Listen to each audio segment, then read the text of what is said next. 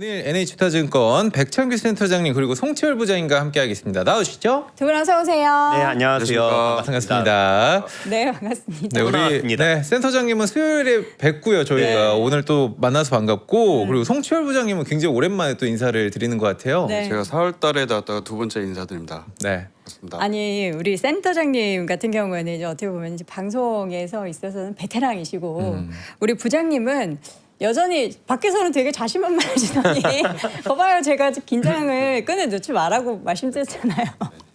왜 긴장하시는 거예요 또? 지난번엔 네. 진짜 처음이어서 정말 네네. 긴장을 많이 했었는데 네. 그래도 오늘도 긴장은 되지만 그래도 그때보다는 조금 더 나은 것 같습니다. 봐봐요, 제가 말씀드렸죠? 네네. 밖에 있을 때의 마음과 또 스튜디오의 마음은 또 달라집니다. 네. 어쨌든 우리 부장님과 함께 또 시장 얘기부터 한번 풀어볼 텐데 지난번에 나오셔서 IMA 관련해서 정말 꼼꼼하게 한번 짚어주셨잖아요. 그렇죠.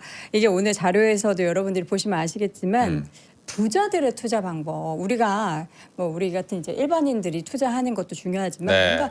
누군가의 투자를 좀 한번 따라하고 싶다면은 그게 항상 대상이 뭐 그루거나 아니면 부자들은 어떻게 해서 이렇게 돈을 그렇죠. 잘 지키고 불리나가 궁금해지는데 그 얘기를 한번 오늘 해주실 예정이시죠? 네. 네. 좋습니다. 그럼 저희가 1부는 우리 송 부장님과 함께 네.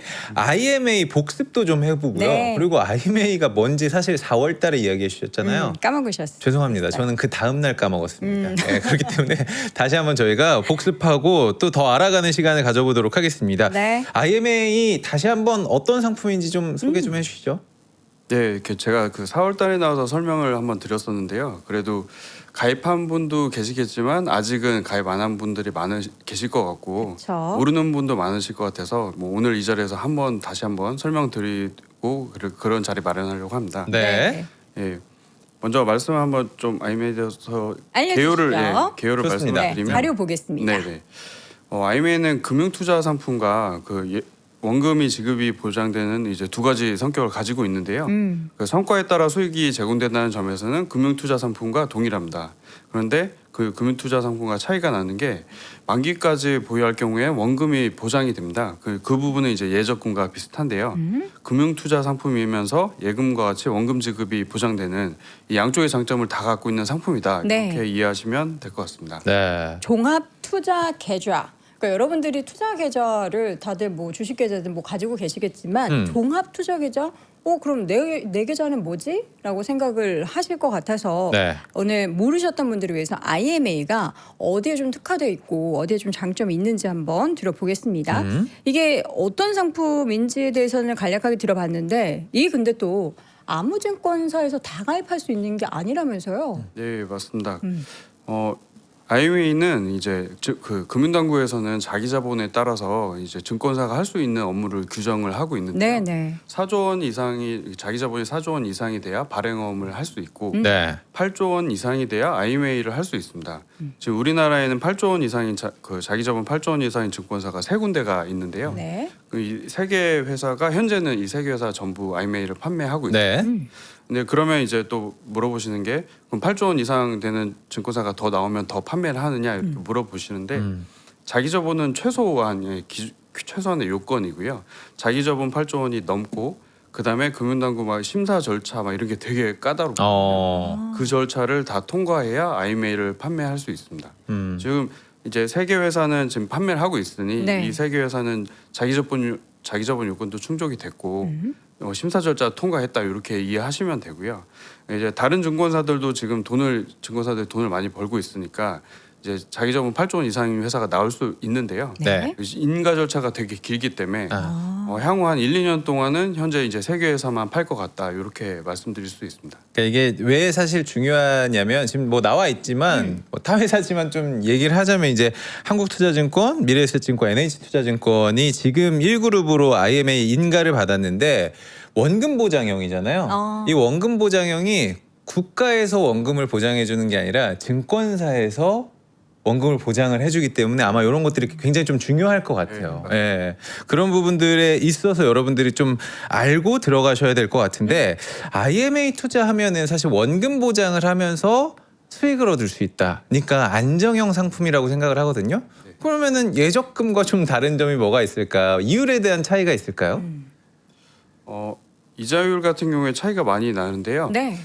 예금 같은 경우에는 사실 인플레이션 생각하면 뭐 예금 이자가 의미가 없는 수준이죠. 근데 IMA 같은 경우에는 예금보다 더 높은 수익률을 추구하고 있고 시장 금리가 변동되면 그 수익률이 낮아지는 거 아니냐 이렇게 네. 생각하실 수 있는데 IMA도 그때 당시 이제 발행하는 시점에 시장 금리 반영이 돼서 그 수익률도 변동이 되게 됩니다. 그래서 어느 시점에 가입을 하시더라도 예금보다 높은 수익률을 기대할 수 있다. 이렇게 이해하시면 됩니다.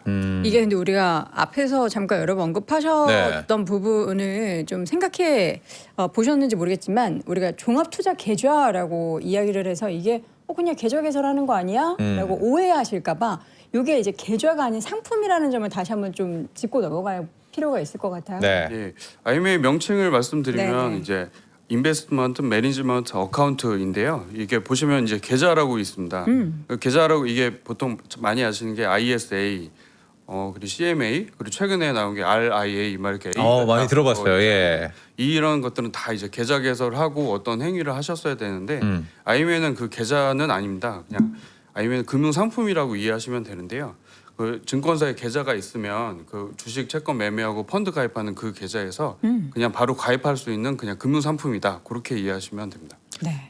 궁금한 거는 뭐 제가 증권사 걱정까지는 할 필요가 없겠지만 고객이 돈을 맡겨서 은행의 예적금보다 조금 더 나은 수익률 그리고 원금 보장이 된다라는 상품이면 증권사는 고객 돈으로 어떤 구조로 수익을 얻고 있는 건가요? 그러면?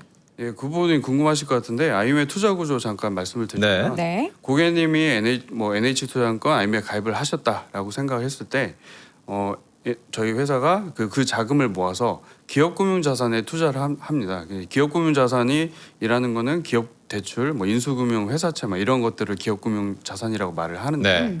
거기에 투자를 하고 거기에서 발생하는 수익을 고객님이 가져가시는 그런 구조가 IMA 투자 구조다 이렇게 말씀드릴 수 있습니다. 네. 자료를 함께 좀 보여주시면 좋을 것 같습니다. 네. 저희가 한번 또 비교를 한번 해볼게요. 보통 우리 종합투자 계좌고 원금에 대한 보장이 된다라고 하니까 예금하고 그럼 뭐가 다를까에 그렇죠. 대한 궁금증도 있으실 것 네. 같은데 확연하게 뭔가 수익률적인 측면, 구조적인 측면에서는 차이가 있는 거죠, 부장님? 예, 맞습니다. 그 차이점을 이제 제가 원금 보장 얘기도 말씀드리고 뭐 금융투자 상품 얘기 막 말씀드려서 네네. 헷갈리실 것 같은데요. 네. 다른 상품이랑 좀 비교해서 보여드리면 좋을 것 같습니다. 네. 지금 한번 보시는 화면 보시면 좋을 것 같은데 이제 왼쪽에 예금이 있고 오른쪽에 펀드가 있는데 왼쪽엔 이제 고정금리로 드리는 대표적인 상품이 예금이죠. 네. 그리고 오른쪽은 실적에 따라 수익을 주는 대표적인 상품 펀드인데 펀드와 보시면 실적 배당 상품이라는 점에서는 IMA는 펀드와 동일합니다. 그런데 펀드는 원금 보장이 되지 않는데 예금은 원금 보장이 되죠. 이 부분에 대해서는 IMA가 예금하고 동의를 하고요. 그리고 더 나아가면 예금은 1억 원 예금자보 제도 때문에 1억 원까지만 원금 보장이 되는데 IMA는 따로 한도가 없습니다. 증권사가 보장하기 때문에 얼마를 투자하시든 전액이 투자 원금은 다 보장이 됩니다.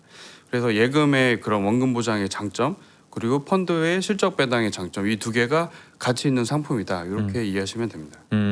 지금 장표 예시들이 좀 많이 나와 있더라고요. 예시를 보면서 저희가 비교를 해볼까요? 예금이랑 비교해서 조금 더 설명을 드리겠습니다. 네. 보시면 저희가 뭐 은행에 예금을 가입을 하시면 은행은 그 예금들을 모아서 기업에 대출을 해주거든요. 그런데 뭐 다들 아시겠지만 기업에 대출해주는 대출 금리와 은행이 우리한테 주는 예금 금리는 차이가 되게 많이 납니다. 뭐 시장 상황에 따라 금리가 달라지겠지만 그 차이는 항상 존재하고요. 그게 알고 계시는 예대 마진이거든요. 예대 마진. 예, 네. 그 예대 마진이 은행의 가장 큰 수익입니다. 근데 이제 IMA를 보시면 방금 보여드린 요 화면에서 달라진 게 은행의 자리에 이제 IMA 있다고 보시면 되는데요. 고객님이 IMA에 가입을 하시면 IMA는 그걸 이제 기업에 대출을 해주고 그 수익을 대부분을 고객님에게 돌려드리는 구조입니다.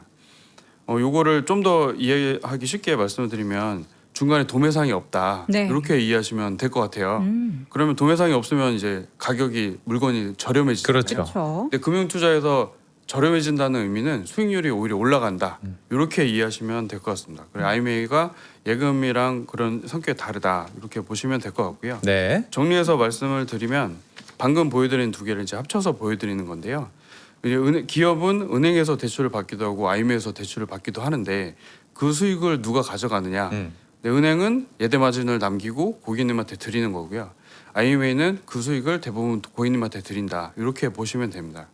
그 개인 투자자들이 기업 금융에 들어갈 수 있는 기회는 사실상 없습니다. 네. 그 간혹 있는데 안 좋은 경우가 많고요. 소유율이 아주 높거나 시장보다 높은 그런 경우가 있는데 그런 경우에는 막 사고로 이어진 그런 경우가 사실 많이 있었고요. 근데 정말 좋은 기업에 대출하는 그런 딜들을 IMA가 가져올 것이고 그 수익을 고객님이 가져간다. 이렇게 이해하시면 됩니다.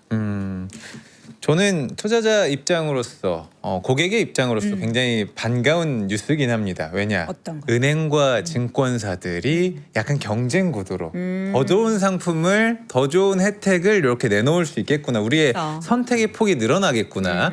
그런데 왜 이 시점에서 주식 투자의 열풍인 이 시점에서 IMA를 이렇게 소개를 해주실까? 이것도 좀 궁금하긴 하거든요.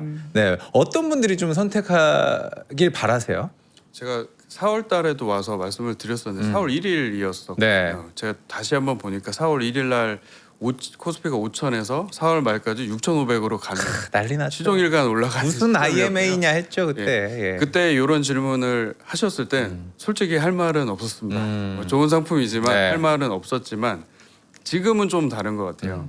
지금은 많은 이제 경험을 하셨잖아요. 변동성이 아, 컸죠. 예, 이렇구나라는 걸 되게 상처를 많이 받으셨고 지금도 이제 힘드신 분이 많이 계실 것 같은데 네. 지금은 되게 지금 IMA를 말씀드리면 좀 다르게 받아들이실 것 같고요.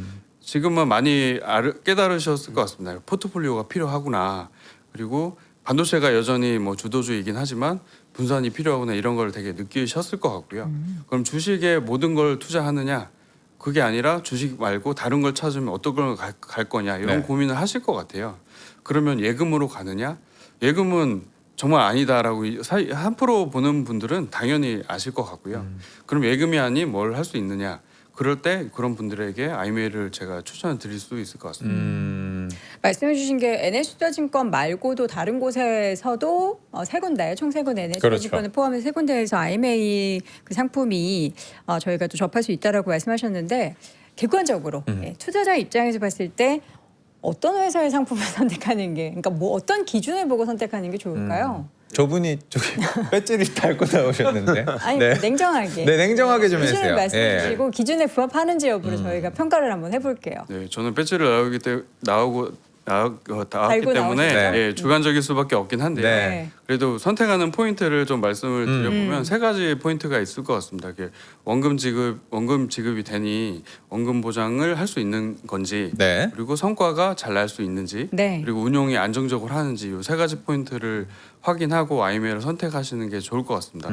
제가 NH투자증권 원금 보장 해드릴 수 있습니다. 이러면 아무도 안 믿으실 거잖아요. 네네. 그래서 이제 자신 있게 말씀드릴 수 있는 부분인데 저희 NH투자증권 신용등급은 증권업계 우리나라에 있는 증권업계에서 가장 높습니다. 그렇구나. 가장 높고 네. 독보적으로 독보적이진 않고요. 네, 두 네. 개사가 아, 높은데 회사는- 가장 높습니다. 네. 그런데 IMA를 판매하고 있는 세 개사 중에서는 독보적으로 아, 그래요. 그렇구나. 그래서 이거는 제가 드리는 말씀이 아니라 외부 신용평가사에서 평가를 한 결과니까 네. 제가 말씀드릴 수 있고 국내 신용등급은 AA 플러스이고 어. 해외 신용등급도 독보적으로 높습니다.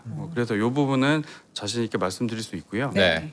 그리고 기업금융자산에 제가 투자한다고 말씀을 드렸는데 기업금융자산에 투자를 한다는 거는 그 증권사가 IB 역량이 되게 좋아야 됩니다. 그 IB 역량을 평가할 때 뭐 리그 테이블이라는 게 있고 ECM, DCM 몇 위 했다 이런 게 막 뉴스로 보실 거예요. 그게 뭐예요? 예, 그 ECM은 이제 주식 뭐 상장이나 IPO를 얼마나 많이 했는지, DCM은 회사채를 인수해서 발행 뭐 주관하고 이런 거 얼마나 많이 했는지, 네. 그게 곧 IB를 얼마나 잘하는지 그런 부분이거든요. 네. 그게 2025년 기준으로 ECM은 NH증권 ECM은 1위였었고 DCM은 2위였습니다.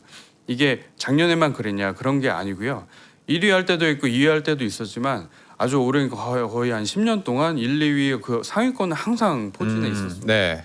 그리고 NH투자증권이 뭐 최근에는 수익이 위탁 쪽에서 이제 거래가 많다 보니까 이제 리테일 쪽에 수익이 많이 나는데 IB에서 항상 절반 이상의 수익이 나는 회사이기 때문에 결국에 그 수익이 IMA의 좋은 성과가 될 수 있고 그 성과가 고객님이 가져간다 이렇게 말씀드릴 수 있고요. 네. 끝으로는 안정성입니다. 예금의 대체 상품이다라고 말씀드릴 수 있는 게 저희 NH투자증권은 100% 국내 자본이 농협금융지주의 계열사이기도 하고요. IMA 판매사 중에 유일하게 은행이 계열사에 있는 판매사이기도 합니다. 네. 그래서 예금을 운용하듯이 되게 안정적으로 든든한 지배구조 가지고 있고 안정적으로 운용한다. 이렇게 세 가지 포인트로 말씀드릴 수 있습니다. 이 상품이 또 엄청나게 성장하면은 뭐 같은 계열사지만 은행은 또 이렇게 경쟁 심리를 또 느끼시지 않을까라는 생각이 또 들긴 하는데요. 네네. 마지막으로 저희가 1부 끝 질문으로 요 질문이 댓글로 올라왔습니다. 네. 지금 가입할 수 있나요? 라는 질문이 올라왔거든요. 예, 이게 IMA에 살짝 조금 아쉬운 부분인데 네. 항상 판매할 수 있는, 항상 가입할 수 있는 상품은 아닙니다. 아, 네. 펀드나 펀드나 이런 거는 뭐 언제든지 들어가서 가입을 하실 수 있는데 IMA는 가입 기간이 딱 모집하는 기간이 정해져 있습니다. 되게 짧아요.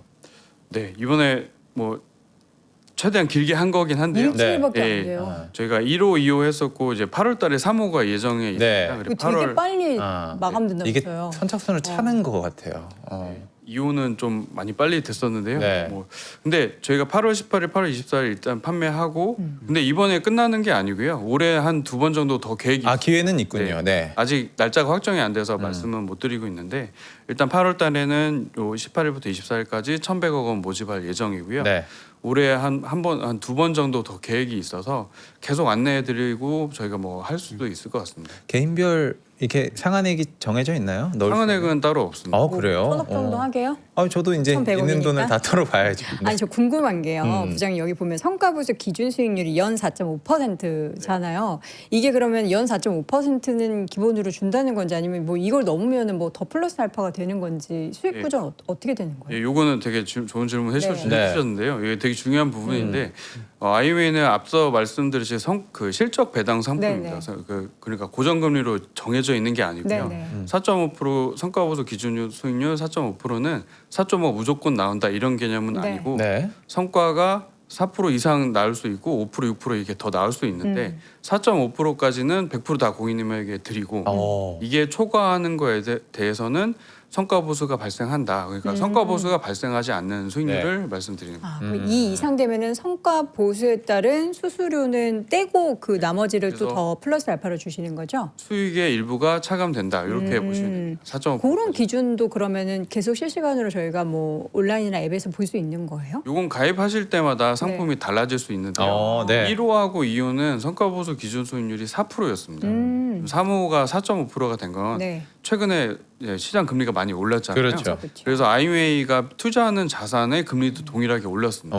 그래서 그 변동된 시장 상황을 반영해서 고객님한테 더 드려야 되니까 네. 그래서 성과 보조 기준 수익률을 저희가 더 상향했다 이렇게 보시면 됩니다. 1호, 2호보다 3호가 조금 더 괜찮거든요. 저는 4호 또 기다리고 이렇게.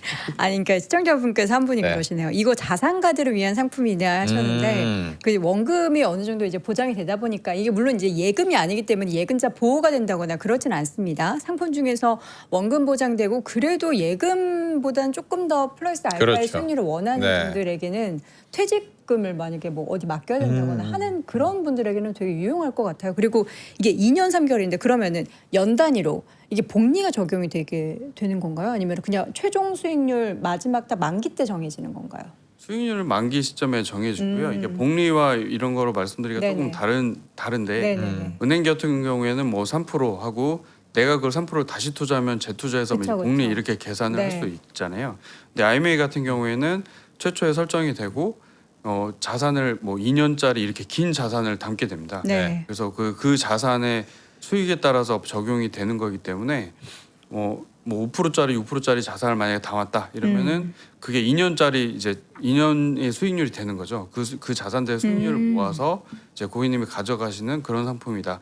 그러니까 정말 투자 상품이다 이렇게 이해하시는 게 좋을 것 같습니다. 네. 야, 이게 우리 부장님 또 보내드릴 때가 되니까 질문들이 막 올라오기도 하고 부장님도 조금 더 편해지신 것 같아요. 네. 계속해서 부장님 아쉬움을 저희가 조금 남기고 다음에 출시할 때쯤 혹은 출시하고 나서의 피드백도 저희가 한번 모셔서 들어보도록 하겠습니다. 네. 오늘 말씀 고맙습니다. 감사합니다. 감사합니다. 아침엔 투자 함께하고 있습니다. 현재 구간 시장 계속해서 그 삼성전자가 약보합권 등락을 보이는 가운데 네. 지수는 1%를 전후로 해서 계속 변동성이 있었던 지난 그러니까요. 30분간의 시장을 보셨고요. 네. 코스닥도 1.2% 하락 구간에서 계속 오락가락하는 모습들이 보이고 있습니다. 주말을 앞둔 시장 이 시점에서 자 이분을 모시고서 이야기한다라는 것은 우리에게 참으로 다행입니다. 수요일 날 음. 이분이 오셨을 때 굉장히 시장이 나쁘지 않았다, 좋았다라고 좋았죠. 평가하신 분들이 계셨거든요. 저희가 다시 한번 믿어보도록 네, 하겠습니다. 우리 백창규 센터장님 나와주시죠. 어서 오세요. 네, 안녕하세요. 반갑습니다. 네, 아까 너무 자주 나와서 죄송합니다. 아니에요. 아니요. 네. 자주 나오셔야 돼요. 네. 우리에겐 지금 30여 분의 시간이 있습니다. 그렇습니다. 저는 오늘 이 이야기를 좀 드리려고 해요. 어떤 제가 얘기요? 지난 몇 개월 동안 좀 조사를 해보니까 부자분들, 그러니까 좀 요즘 표현으로는 하이넷워스라고 하는데 이분들 자산 좀 어떻게 움직였는지 그리고 이 움직인 이유가 판이 어떻게 움직였는지 그리고 앞서서 송철 부장님이 이제 IMA 그렇죠. 광고도 했는데 네. 이 IMA가 왜 지금 이 시대에 나타났는지 뭐 이런 이야기 좀 전해보도록 하겠습니다. 좋습니다. 제목이 조금 어떻게 보면 자극적이기도 해요. 부자들의 포트폴리오죠. 제일 네. 궁금해요. 네, 이거 한번 이야기 드려보겠습니다. 네. 그 전에 오늘 시장이 거의 뭐 7천 뭐 돌파하는 분위기였다가 처음에, 네. 좀 밀리는데 요즘 시장 변동성이 크니까요. 하루만 쉬어도 일단은 좀 매도 물량이 나오긴 하루만 하더라고요. 쉰다는 게 우리 월요일 날 쉰다는 게 국장이 반영을 하고 있는 거죠. 반영을 하고 있고 실제로는 외국인 일단 매수 그다음에 기간 뭐 아주 물량이 크지는 않습니다. 네. 근데 그 변동성에 너무 힘들었던 그 분들이 지금 매도가 나오면서 고점 대비해서는 좀 밀리긴 했는데 일단 오후까지 한 이 정도 수준만 버티더라도 저는 좀 다행이다 뭐 이 생각하고 있습니다. 혹은 희망적 이야기를 뭐 기다리신 분들이 계시다고 하니까 제가 여쭤보는 건데 예. 이런 판단이 있더라고요. 지금 우리 코스피 국장 기술적 강세장에 들어갔다라고 보시는 분들이 좀 계세요. 기술적 강세. 네, 요거는 어떻게 생각하세요? 짧게만. 기술적 강세가 어디까지 기술적인지 모르겠는데 네. 기본적으로 일단은 급락이 나왔을 때 제가 이제 민심이 너무 안 좋았던 7월 셋째 주 후반이요. 그때 제가 출연을 한번 네. 했었어요. 근데 그때 이제 과매도 권역에 거의 진입을 했다 이야기를 드렸고 그때는 좀 과하긴 했었어요. 그리고 이제 지금 반등이 나오고 있는데 이 반등이 사실은 기술적 반등, 자율 반등 이런 거보다는 사실 실적 확인하고 가는 게 맞아요. 그래요. 그런 이러한 과정 속에서 외국인들의 지수 전망치가 꺾이기는커녕 오히려 12,500 12,000, 9,500 뭐 이런 얘기를 하고 있거든요. 네. 이거는 사실 펀더멘털과 밸류에이션에 기반해서 이야기를 해준 겁니다. 그래서 저는 이런 장이 소위 말하는 대꾸받꾸가 좀 있겠지만 8월, 9월 모멘텀이 부재한 상황에서는 한숨 돌리면서 좀 갈만하고 더 중요한 거 순환매가 돌잖아요. 순환매가 그렇죠. 도는데 실적 중심으로만 도는 게 아니고요. 미래 가치가 있는 오늘 로봇주 줬잖아요. 지금 당장 돈 안 벌거든요. 근데 장기 성장성을 보고 가는데 이러한 것들이 좀 움직이는 건 한국 시장이 저는 나쁘지 않다라고 보고 있습니다. 네. 자, 그러면 오늘 지금 부자들의 포트폴리오 전략이라는 주제로 한번 이야기를 나눠볼 텐데 준비해 주신 자료 한번 보도록 하겠습니다. 네. 네, 오늘 부자들의 포트폴리오 전략 준비했는데 질문창에도 많아요. 뭐 네. 삼전 닉스 어떻게 하느냐, 뭐 맞아요. 미장으로 가자, 국장에 네. 남아 있자 여러 이야기가 있는데 그거에 대한 좀 일부분 네. 답변을 드릴 수 있을 것 좋습니다. 같습니다. 네. 네, 일단 화면 한번 띄워주시겠습니까? 네. 화면 한번 보시면은 일단은 부자들의 포트폴리오 전략 저희가 지금 요 작게 Private Wealth Summit이라는 거를 어제 대전에서 했고요. 다음 성공이에요. 주에 서울하고 부산, 그 다음 주에 대구에서 진행을 하고 있습니다. 그 자료를 제가 조금 들고 왔고요. 좋습니다. 홍보 좀 맡겨주시죠 저희한테. 근데 요즘에 장이라 그런지 막 이렇게 많이 오세요? 예, 많이 신청을 그러시구나. 해주셔서 네네네. 저희가 3% 근데 실제로 어제 대전에서도 했었는데 또 3%의 아침엔 투자 시청자분들께서도 네. 오셔서 잘 보고 있다. 또 어떻게 해야 되느냐 이런 질문도 많이 주셨습니다. 네. 저 화면 한번 계속 이어가 보도록 하겠습니다. 일단 지금 우리가 어떤 세상에서 살고 있는지 이야기를 좀 드려봐야 될 것 같아요. 이게 이제 큰 판이라고 보고 있는데요. 부자 기준이 얼마 이렇게 해주셨는데 한번 이야기 드려보겠습니다. 네. 일단은 요 빨간색 한번 보실까요? 화면에서 빨간색이 하나는 미국이 있고요. 그다음에 중국이 있고 인도가 있어요. 그리고 하늘색으로 한국을 제가 표시했습니다. 이거 어떤 이야기인지 한번 해볼게요. 일단 자본주의 사회에서 가장 높은 게 미국이잖아요. 그렇죠. 미국은 일단 인구도 안 줄어요. 거기다 기술 혁신도 나오고 있습니다. 그러니까 이 세상에 없던 상품과 서비스를 사회에 내놓으면서 큰 돈을 벌어들이고 있습니다. 인구와 투자 정책 구간을 굉장히 빠르게 극복한 국가예요. 그렇기 때문에 우리가 미장 투자하고 있는 겁니다. 사실은 미장 외투자에 없는 걸 만들어내고 있기 때문이에요. 그러면 제일 뒤로 가볼까요? 인도는 이제 막 도시화 산업화를 하고 있는 셈입니다. 네. 그래서 이제 바닥에서 좀 꿈틀대는 국가다 이렇게 보고 있고요. 조금만 더 올라와서 이제 산업화를 돌파해서 이제 서비스나 소프트웨어를 전환하고 있는 국가가 중국입니다. 그래서 우리가 창신반도체가 상장해 한번 볼까? 유니트리가 상장하면 볼까? 뭐 이런 국가인 것 같아요. 요거를 조금 돌파한 국가가 한국입니다. 요 과정에서 한국이 이걸 넘어선 데가 있어요. 브라질입니다. 제조업 기반에 실패한 나라가 브라질인데 다행히 한국은 1차적인 이거를 조금 돌파한 것 같기는 해요. 그럼 한국이 인구하고 투자가 정체돼 있는데 지금 경계해야 될 나라가 일본이나 독일인 것 같아요. 독일은 사실 생산성 개선 실패. 예전에 독일하면 얼마나 대단했습니까? 그렇죠. 지멘스가 있는 나라고요. 폭스바겐이 있는 나라고 벤츠의 나라요. 독일 3사. 독일 이거 가만두지 못한 나라였는데 네. 지금 쉽지 않습니다. 주가에도 반영이 되고 있어요. 맞아요. 그러면 우리가 이러한 흐름에 있어서 다행인 거는 미국의 기술 혁신에 발 하나 걸치고 있다. 저는 사실은 한국이 좀 천운을 타고났다라고 생각을 하고 네. 있는데 미국이 과연 중국의 로봇을 사줄 수 있을까? 전 아닐 거라고 보고 있거든요. 왜냐하면은 거기에 어떤 칩이 심겨져서 어떤 데이터가 갈지 몰라요. 이미 영국에서 한번 나왔잖아요. 네. 그런 사례가. 그러면 좀 비싸더라도 한국이 갈 수가 있는데 한국이 과연 생산성 개선을 성공할 수 있느냐 실패할 수 있느냐 요 국면에 일단 나눠져 있는 겁니다. 두 번째가 또 있어요. 이 두 번째가 좀 재밌는 장편인데 이거 한번 보도록 하겠습니다. 네. SAT라고 아시죠? 네. 네. 사트. 그렇죠. 미국의 네. 수능이잖아요. 근데 점수가 같을 때 이게 하버드에서 나온 건데 과연 점수가 같을 때 부자들인 경우 얼마나 더 입학이 쉬우냐. 평범할 경우에는 얼마나 또 높으냐 낮으냐. 네. 그리고 오히려 가난할 경우에는 더 높을까 낮을까 이런 걸 조사한 거예요. 재밌지 않나요? 어때요 결과는? 결과는요. 정말 돈이 많을 경우에는요. 평균보다 2.2배나 높습니다. 상위 3%가 되잖아요 소득이. 네. 그러면은 부모의 소득으로 여기 기여 입학 이런 거 되잖아요. 기업 입학이 미국에는 네. 근데 있죠. 네. 이게 미국뿐만 아니라 요즘에 예. 우리나라 저는 이제 대학교 졸업한 지 너무 오래돼서 네. 예전에는 얼마 안 되지 않으셨어요? 제가 여돈 앵커님 저희 나이를 한 번도 여쭤본 적이 네. 없어서. 기밀이에요. 국가 기밀이에요. 기밀인가요? 한 뭐 3, 4년 되신 거 아닌가요? 클로즈업 좀 해주시고요. 하지만 우리나라도 네. 서울대 뭐 스카이 이런 기준으로 해서 최근에 강남권에 있는 자녀들의 입학률이 그쵸. 굉장히 많이 학원을 맞아요. 어디를 보내느냐 뭐 이런 거 있잖아요. 맞아요. 한국도 사실 그러한 사회가 조금 있는데 미국 너무 극단적인 거죠. 네. 그냥 기여해서 뭐 하나 지어주고 층 하나 올리면은 단지 하나 입학하고. 깔고. 네. 아니 2.2배나 된다니까요. 진짜 근데 오히려 평균일 때는요. 아까 화면에서 보셨다시피 굉장히 낮아집니다. 네. 그래. 그런데 네. 저소득층 있죠. 만약에 그러니까 배려 입학이라는 게 있어요. 부모님 중에 한 분이 만약에 뭐 감옥에 있다라든가 마약 중독이 돼 있다라든가 그럼 사회적 약자로 또 오히려 한 1.5배 정도 수준으로 하버드 같은 좋은 대학을 잘 가게 되는 거예요.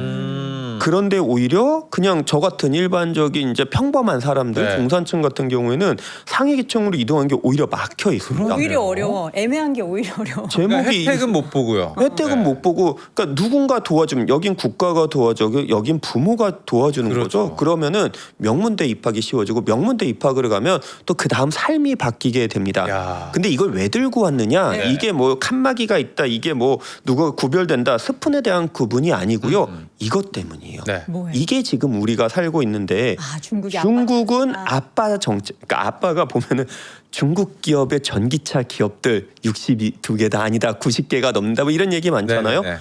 사실 돈 못 버는 게 엄청 많아요. 그런데 여기서 보시는 것처럼 진한 파란색 선이 중국 정부의 기업 보조금인데요. 네. 이런 걸 하면서 태양광 시장을 먹었고 지금 전기차 시장을 먹고 있고 기업이 돈을 못 버는데 아빠 찬스가 들어온다라는 네. 거죠. 그런데 이거 미국이 가만히 두고 받겠습니까? 그렇죠. 원래 미국은요 그냥 무한 그 경쟁 시대의 네. 사회예요. 네. 타고났죠. 문화 자체가. 근데 2020년도부터요 미국이 이걸 지원을 해주고 있습니다. 미국에도 너 아빠가 있다. 미국이 아빠 트럼프 네. 아빠가 등장을 한 거예요. 시진핑 아빠 등장했고 트럼프 아빠 등장을 하다 보니까 네. 다른 국가들이 굉장히 힘들어진 거예요. 그러면 우리는 여기 올라타느냐 여기 올라타느냐가 중요해진 그렇죠. 사회가 됩니다. 이게 우리가 살고 있는 변화된 세상이었어요. 우리가 알고 있던 자본주의의 무한 경쟁이 조금 이상하게 삐걱거리기 시작했다. 자, 세 번째 우리가 살고 있는 세상입니다. 네. 이것 때문에 사실은 투자 열풍이 불었다라고 보고 있어요. 집에 혹시 골드바 가고 계신가요? 아직 못 들어봤어요. 창고에 네. 집에 없으세요? 아 어머니 아버지가 아직은 오픈을 안 하셨나요? 아직은 비밀입니다. 제목을 가져. 여기 1kg짜리 골드바예요. 네. 1kg짜리 골드바인데 2000년에는 이거를 100만 달러가 있었을 때 128개를 살 수 있었다고 네. 합니다. 128개요. 2020년 코로나 있을 때 그때 22개였어요. 주네요. 갑자기 한 네. 6분의 1로 줄어듭니다. 지금은요 9개 살 수 있어요. 9개. 이게 전 세계 금의 매장량이 한정돼 있다라고 해요.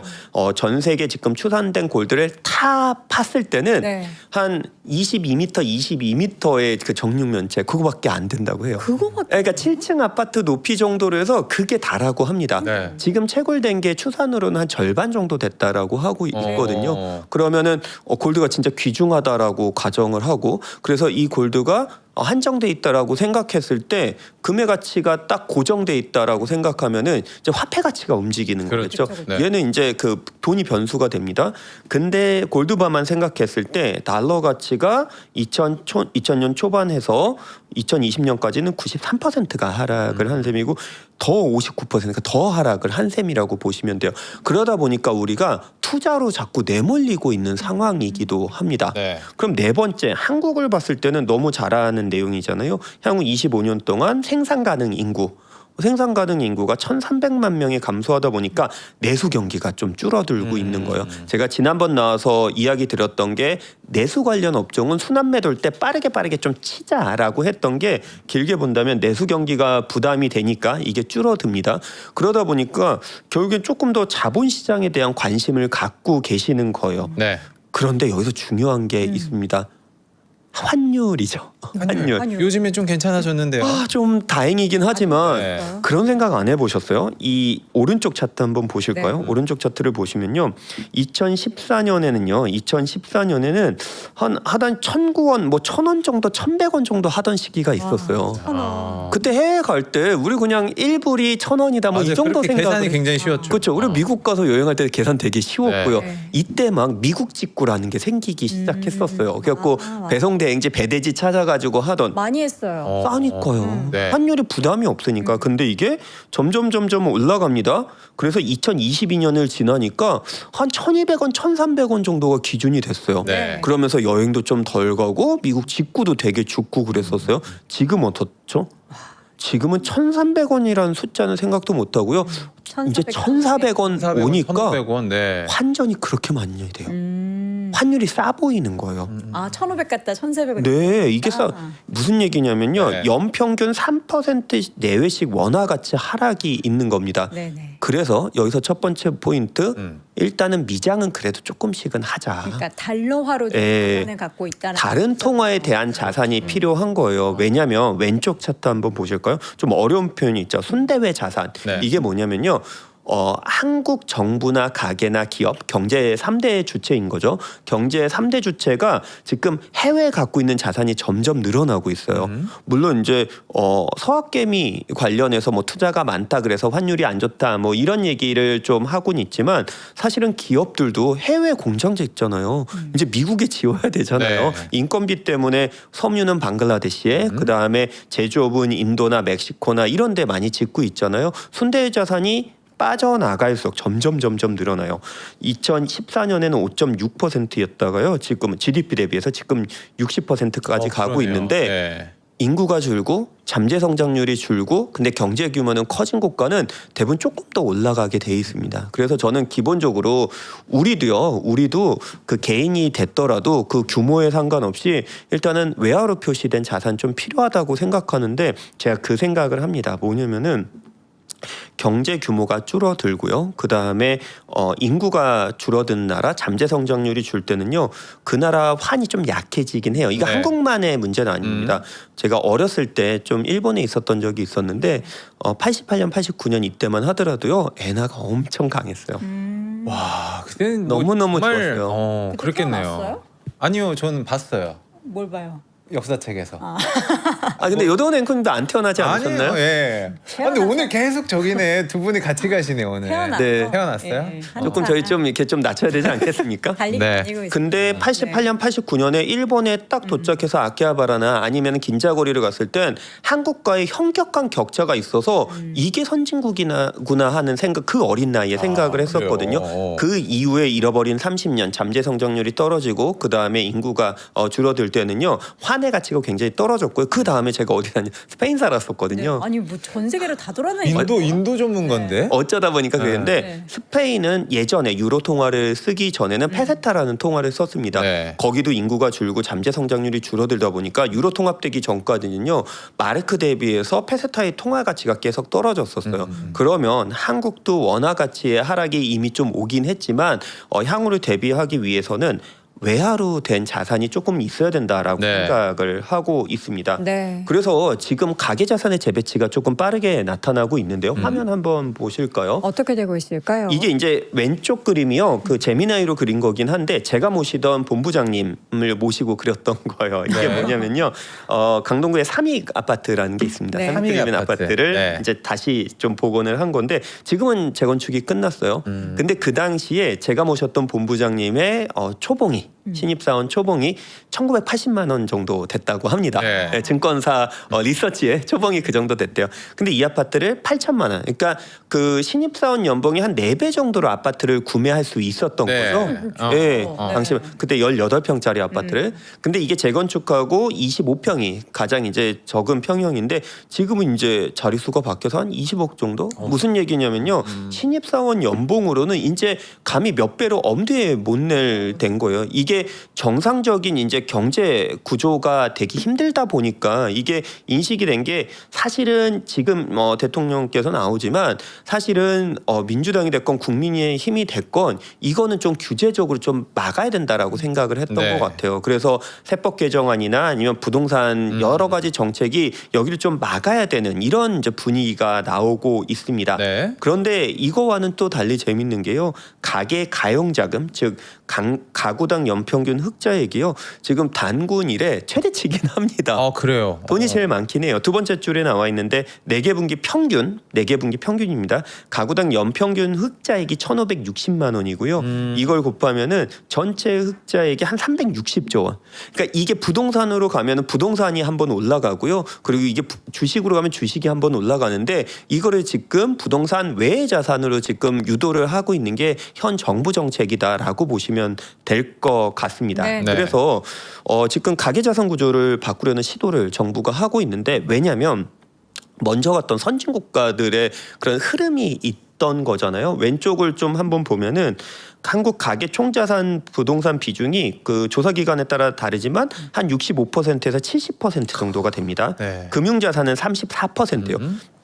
예전에 80%였는데 그나마 낮아진 거예요. 네. 그런데 미국은 뭐 원래 금융자산이 높았는데 예상외로 일본의 금융자산이 상당히 높습니다. 그러네요. 예상외로 높고요. 주식자산 비중을 보면은 한국은 7%인데 미국 35, 그다음에 일본이 11%. 무슨 얘기냐면 고령화 성장률이 떨어지는 국가는 일본이었고, 그리고 이걸 돌파해서 자본주의 시장에서 아주 모범 사례를 보여준 미국은 이 정도가 되는 거죠. 저 가계자산 중에 유동성은 현금을 가지고 있다는 건가요? 그러면 어떻게 해석을 해야 금융자산은 네. 예금, 주식자산, 뭐 현금 이런 게 다 들어가게 됩니다. 그래서 부동산보다는 이 금융자산의 비중이 높은 게 소위 말하는 그 자본주의 국가의 그 다음 단계라고 조금 보시면 네. 좋을 것 같아요.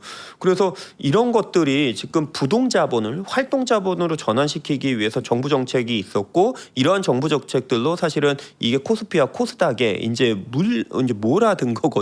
이런 거에 대해서 좋은 얘기는요. 일본이 주주환원 더 잘한다고 미국도 더 잘하고 있거든요. 네. 그래서 지금 삼성전자나 하이닉스가 주주환원 하겠다 뭐 이런 얘기가 나오는 게 사실은 정부 정책과 그 다음 단계의 선진자본 시장으로 가기 위한 대책이다라고 보고 있습니다. 그래서 여러 가지 정부 정책이 나오고 있는 것 같아요. 이게 선진국 사례에서 지금 싱가포르를 많이 배우려고 보고 네, 있는데 네. 화면 한번 보실까요?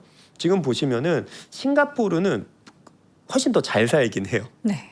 그리고 가면 물가가 더 비싸요. 비싸죠. 근데 이런 나라가 부동산 규제 정책이 너무 빡빡합니다.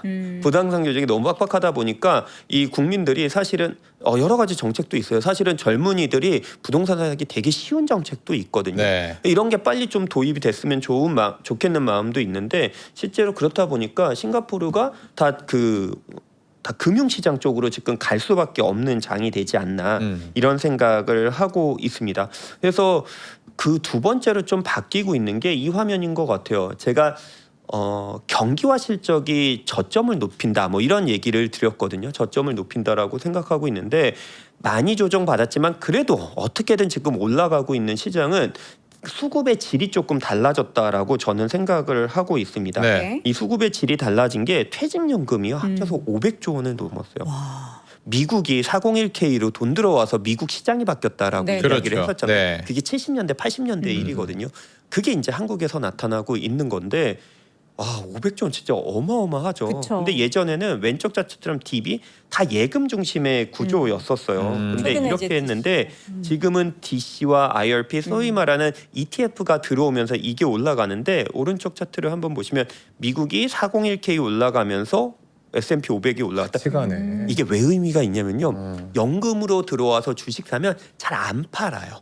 그러니까 그렇죠. 옛날에 이게 사실은 뭐 소위 요즘 말하는 사팔사팔하면 힘들다라고 하는데 연금에서 들어오는 자산은 잘 안 팔게 되거든요. 네. 그러니까 이게 조금 나아지고 있다라고 저는 생각을 하고 있는데 여러분 지금 보는 화면이 좀 중요합니다. 제가 이 얘기하려고 돌아오게 네네네. 됐는데요.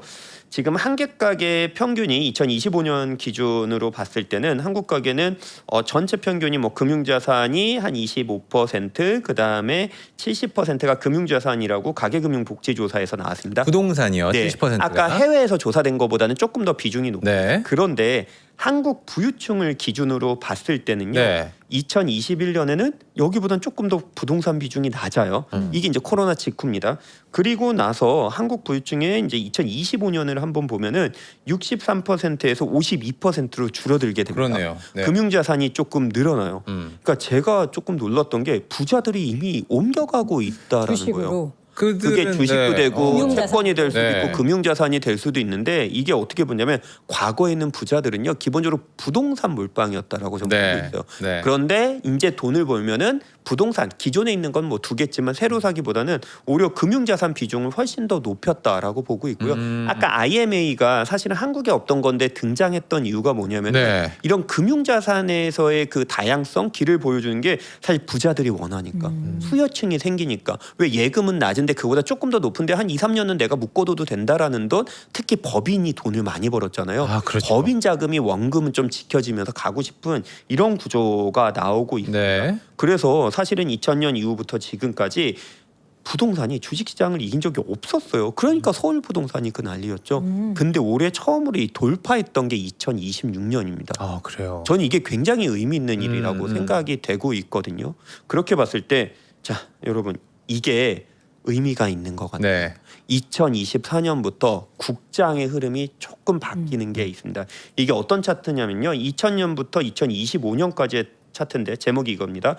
연도별 주식 순공급액. 이게 무슨 얘기냐면요. 요 2017년 한 해 시장 좋을 때 이때 빼고는요. 상장이 돼 있는데 유중 때리고 CB하고 BW 물량 들어오고 상장되고 뭐냐면요. 쪼개기. 어떻게 보면은 우리는 딱 뭐 예를 들어 1,000만 원 1억 투자해서 그냥 가만히 있었는데 자꾸 돈이 들어서 물타기가 되고 내 지분 유지 줄어든 거예요. 네. 이게 구조적으로 사실 한국 시장의 조금 한계였을 수도 있고요. 이게 코리아 디스카운트의 한 부분이었을 수도 있거든요.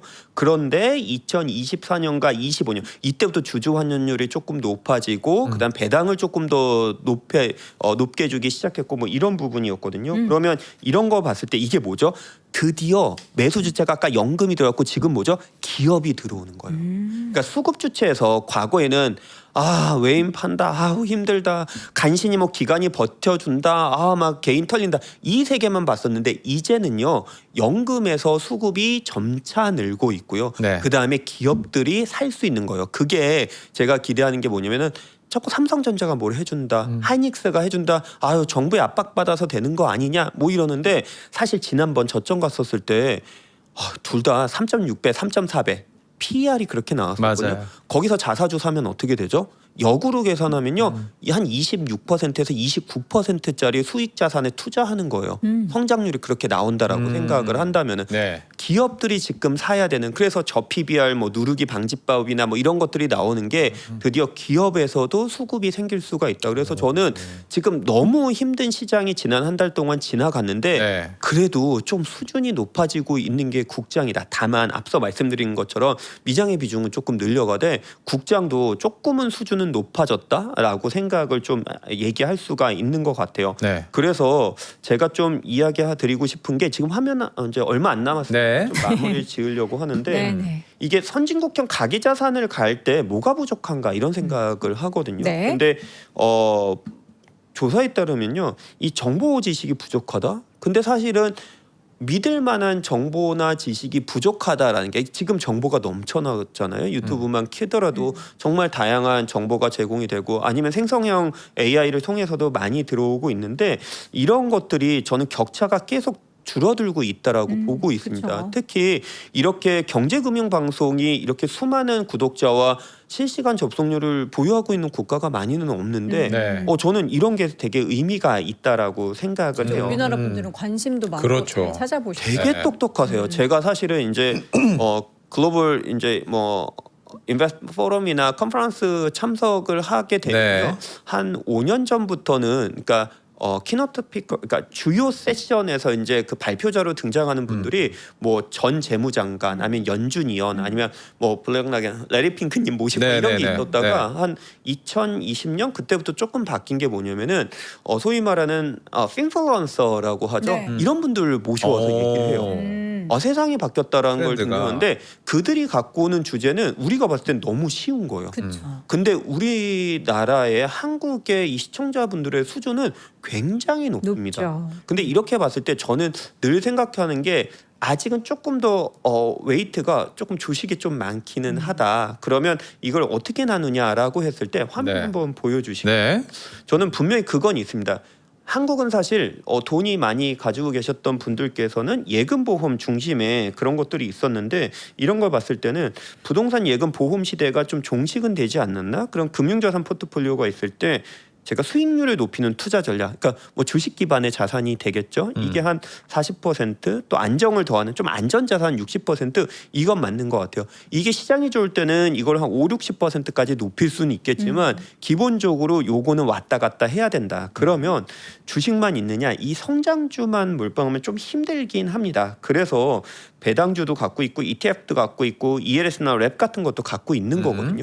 이걸 잘 배분을 하고 두 번째로는 안정을 더하는, 아까 뭐 송철 부장님 오셔가지고 IME 이야기도 했지만 이 안에 국제회사채 발행은 다양한 것들이 있거든요. 그래서 이게 뭐 한 군데 몰빵하자 이런 얘기보다는 이걸 잘 배분하면 분명히 지금 하반기 들어서 괜찮을 것 같고요. 아침엔 투자에서 지난번에 이혁진 팀장도 나와서 얘기하는 게 계속 국장도 좀 분산하자, 또 반도체도 장비주들까지도 보자 네. 이런 얘기를 했고 제가 나와서 미장에 대한 분산 이야기를 드렸고 그 다음에 오늘은 뭐 아니면 뭐 상품 갖고 왔다 또 이런 얘기도 해주시겠지만 오늘 저 이야기를 해드린 거는 좀 다양하게 분산을 하는 게 필요하다. 그래야지요 복구할 때 훨씬 더 빠르게 됩니다. 제가 지난 수요일 나와서 우리는 복구하는 시점이 8, 9월이다라고 이야기를 드렸는데 네. 이런 과정 좀 놓고 보시면 훨씬 더 마음이 편하시지 않을까 그런 생각을 하고 있습니다. 네. 뭐 시장을은 계속 한 요 정도 수준에서 보고 있는데요. 네. 오히려 월요일 휴장이니까 그걸 지나고 나서 조금 더 투자에 좀 집중하시는 게 마음 편하지 않을까 생각하고 있습니다. 그러니까 우리는 매일매일 사실 아침에 투자를 통해서 여러분과 시황을 보고 그때 네, 그 맞아요. 주에 이슈를 보곤 하지만 사실 우리가 좀 뭐라 그럴까요? 벤치마크를 할 만한 그 투자자들도 그렇고 또 돈이 많아가지고 저분들은 그냥 투자 마음 편하게 하는 거 아니야 하는 부자들도 그렇고 정말 긴 시계열을 놓고 보면은 지금 부동산에 대한 비중을 줄이고 주식을 비롯한 금융자산을 왜 늘리고 있는지 여러분이 그 코어한 이유를 좀 확인해 보시면 아 나도 이제 좀 자산 배분에 있어서 이런 쪽을 좀 늘려야겠구나라는 아이디어를 좀 가져가 보셨으면 좋겠습니다. 저는 오늘 수업을 듣고 네.